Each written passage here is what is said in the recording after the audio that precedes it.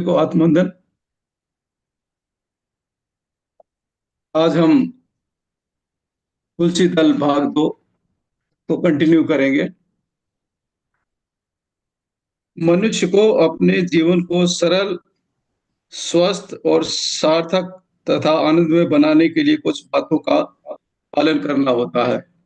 सरल बनाकर ही हम जीवन को सच्चे अर्थ में मनुष्य का जीवन बना सकते हैं, जिसकी बात गांधी जी किया करते थे। हम ऐसे सार्थक जीवन को पाने के लिए क्या करना चाहिए? कुछ बातों का नियम पूर्वक पालन करना चाहिए।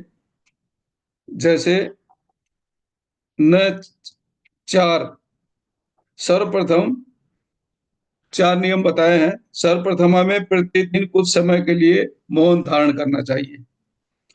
सप्ताह में 1 दिन अथवा प्रतिदिन कुछ घंटों के लिए मौन का पालन करना चाहिए, क्योंकि अधिक बोलने से कई बार कठिनाइयों का सामना करना पड़ता है।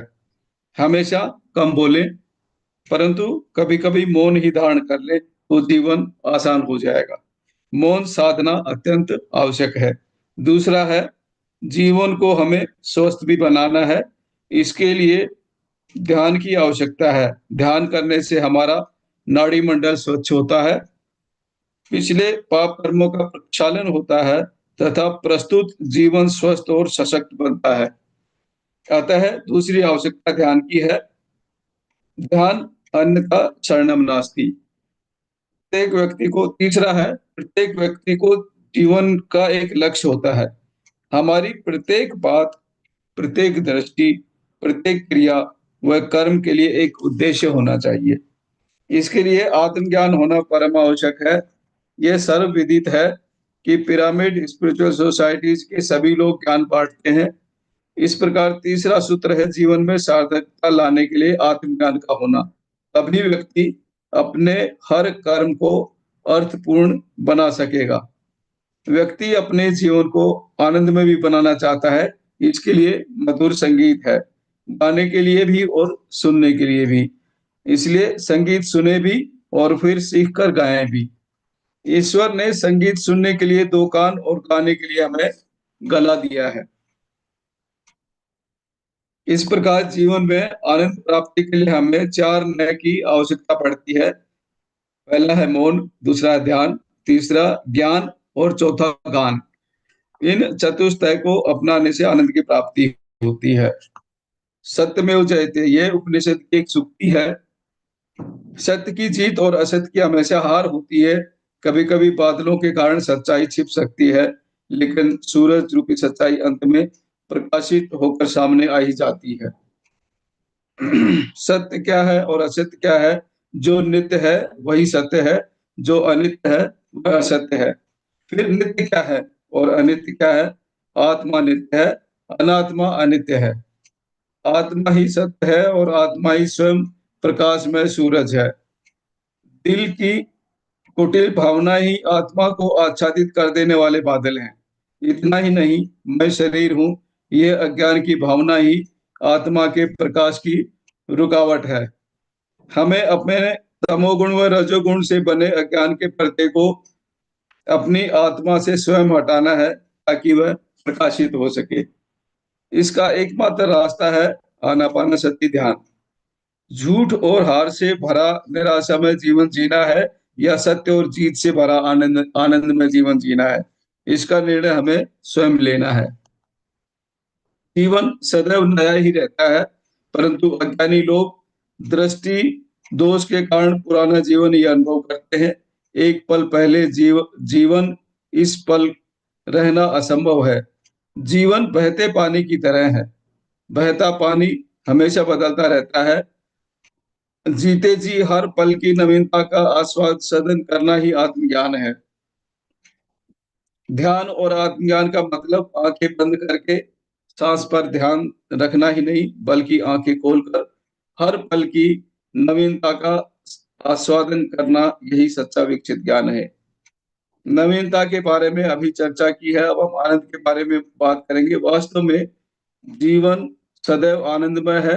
आत्मज्ञान की कमी के कारण मनुष्य दुख का एहसास कर रहा है। प्रकृति में दुख बिल्कुल नहीं है। मृत्यु नहीं है, फिर दुःख कहाँ से आता है? जिधर देखो खुशी ही खुशी है। आज के स्वप्न कल के यथार्थ के मूल बीज हैं। स्वप्न झूठ नहीं है। इन्हीं पर हमारी भविष्य की आवश्यकताएं आधारित है। मगर केवल स्वप्न दर्शन ही पर्याप्त नहीं है। देश को स्वर्ण सदृश बनाने के लिए आवश्यक काम करना है। देश केवल मिट्टी नहीं, देशवासी हैं। जब देशवासी योग्य होंगे, तभी देश स्वर्ग बनता है। वह योग्यता योग साधना द्वारा उन्नति प्राप्त करने से मिलती है। केवल भौतिक रूप से शास्त्र व विज्ञान पढ़ने से योग्यता प्राप्त नहीं होती। आध्यात्मिक शास्त्र के अभ्यास और योगानुष्ठान से ही योग्यता मिलती है। ध्यान भारत बिना स्वर्ण भारत होना असंभव है। ध्यान भारत बनाने के लिए सभी देशवासियों को प्रतिदिन कम से कम 1 घंटे आनापानसति अवश्य करना चाहिए। वह एक ही प्रकार से हो सकता है। एक ही ध्यान रीति है। वायु पुत्र बनना है, पवन पुत्र बनना है, हंस पुत्र बनना है। सांस पर ध्यान रखना ही आनापानसति है। वही सुखमय प्राणमय है। वही कुंभक रहित पूर्ण रेच रेचकात्मक है। सर्वप्रथम सभी को हिंसा का त्याग करना चाहिए। किसी को दूसरों पर शासन करने का अधिकार नहीं है। गौतम बुद्ध ने कहा था, अहिंसा ही परम धर्म है। फिर भी हमें ज्ञात नहीं हुआ। आज से हिंसा छोड़कर हम सब हंसा को पकड़ेंगे। हमारे बड़े बुजुर्गों का कहना है कि मिलजुल कर रहने से ही सुख मिलता है। यह एक महान अद्भुत सूत्र है। लेकिन किससे मिलकर रहना है? स्वयं अपनी आत्मा से मिलकर, अथवा आत्मज्ञान शास्त्र से मिलकर, या फिर आत्मज्ञानियों से मिलकर। वास्तव में तीनों के साथ मिलकर रहना है। अगर एक का भी अभाव हो तो जीवन में सुख नहीं रहता। इसलिए हम ध्यान करेंगे, स्वयं के आत्मा अनुभवों को मिलकर रहेंगे और स्वाध्याय करेंगे।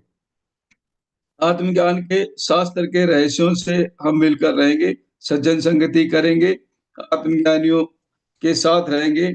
सभी पिरामिड ध्यानियों को इन तीनों से मिलकर रहना सीखना चाहिए। तभी हमें प्रतिदिन सुख संतोष मिलेगा। प्रत्येक मनुष्य भोग अभिलाषी है। जब मनुष्य का जन्म ही भोग से होता है, तब उसके लिए भोग को चाहना स्वाभाविक है। वह ठीक भी है। इस सृष्टि का हर प्राणी भोग में है।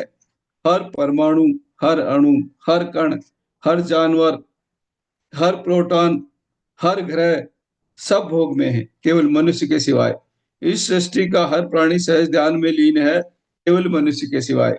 सृष्टि का हर प्राणी सहज भाग्य में स्थित है, केवल मनुष्य के सिवाय।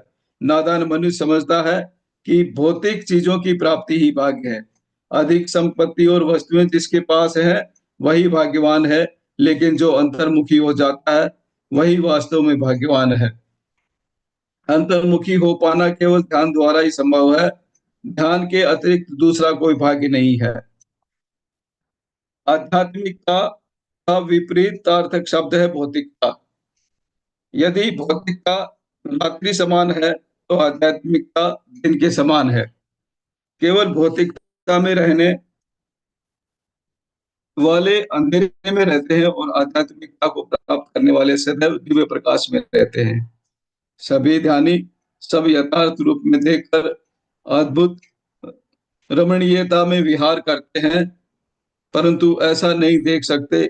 दिन बदल गए हैं। भूमंडल पर अंधेरे दिन अब बहुत कम बचे हैं। प्रकाश में दिन ही आगे आ रहे हैं।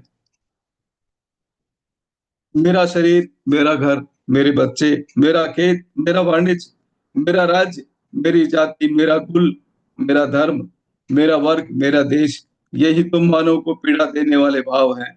6000 वर्ष पूर्व गीता में श्री कृष्ण ने कहा कि निर्ममो निरहंकार है, लेकिन इसने कोई नहीं समझा। मनुष्य के 4 चक्षु होते हैं, चर्म चक्षु, मनोचक्षु, दिव्य चक्षु और ज्ञान चक्षु। दिव्य चक्षु का मतलब है ध्यान चक्षु, जो निर्विकार अवस्था में व्यक्त होता है। ध्यान चक्षु ही ज्ञान चक्षु का आदि है। जिसका ज्ञान चक्षु विकसित होता है, वही पुरुषोत्तम बुद्ध कहलाता है। व्यक्ति के शरीर में चक्र होते हैं, उनमें छठा चक्र है आज्ञा चक्र। यही दिव्य चक्षु का स्थान है। अर्थात भूमध्य में ही इसकी स्थिति है। इसका ध्यान चक्षु अथवा दिव्य चक्षु को उत्तेजित करने के लिए नीचे हमारी नाक है, जो उसका स्विच है।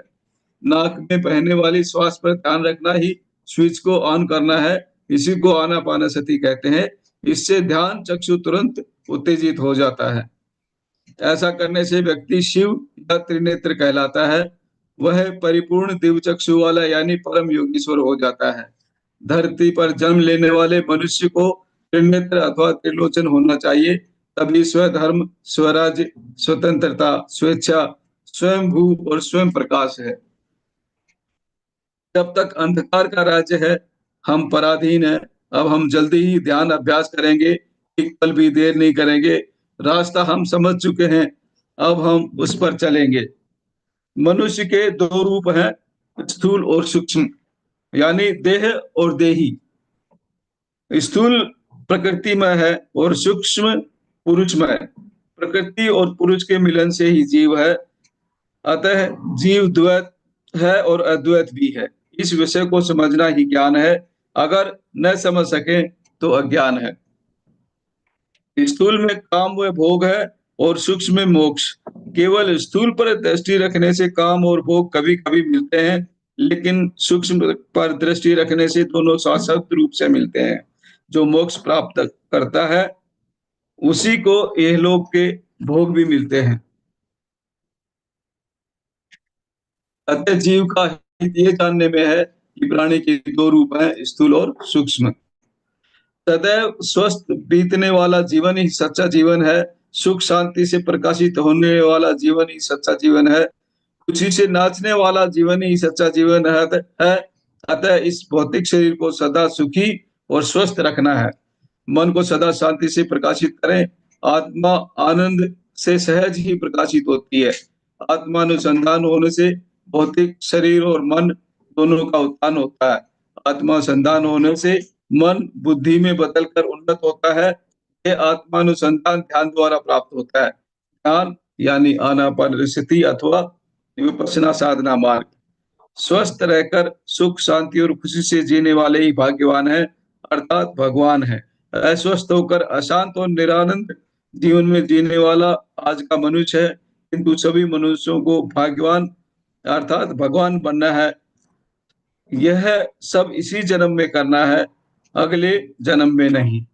बस आज के लिए इतना ही। सभी का बहुत बहुत धन्यवाद।